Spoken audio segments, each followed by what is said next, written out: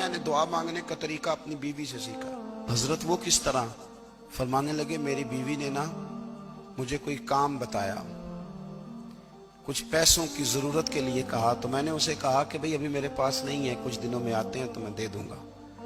عورتوں کی عادت ہوتی ہے، وہ بار بار یاد کراتی ہیں۔ 2-4 دنوں کے بعد پھر اس نے کہا حضرت وہ میں نے کہا تھا کچھ پیسے، میں نے اسے کہا کہ ابھی میرے پاس نہیں ہے، کچھ دنوں میں ملتے ہیں تو میں تمہیں دے دوں گا۔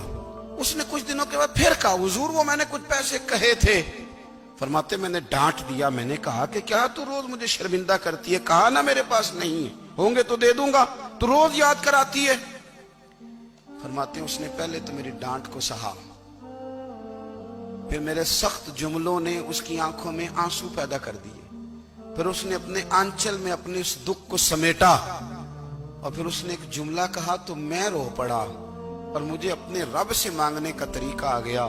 مجھے کہنے لگی حضرت جی آپ نے ڈانٹ دیا، میں نے سہ لیا، پر آپ ہی میرے شوہر ہیں، بتائیں نا آپ سے نہ کہوں تو میں کس سے جا کے کہوں۔ فرماتے ہیں میں رو پڑا، اور میں کھل کے رویا، اور میں تڑپ کے رویا، اور پھر میری سسکیاں بند گئیں۔ تو مجھے کہنے لگی آپ کو کیا ہوا؟ میں نے کہا مجھے بھی دعا مانگنی آ گئی ہے، جب میں اسے کہوں گا نا اللہ تو ہی میرا رب ہے، میں تجھ سے نہ کہوں تو میں کس سے جا کے کہوں؟ میں کیوں کسی بندے سے سوال کروں؟ میں کیوں کسی دنیا دار سے کہوں؟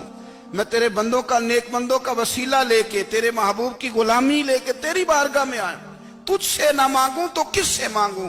سمجھ آ گئی ہے، جب میں اس رنگ میں مانگوں گا تو پھر رب میرے اوپر بڑا ہی فضل فرمائے گا۔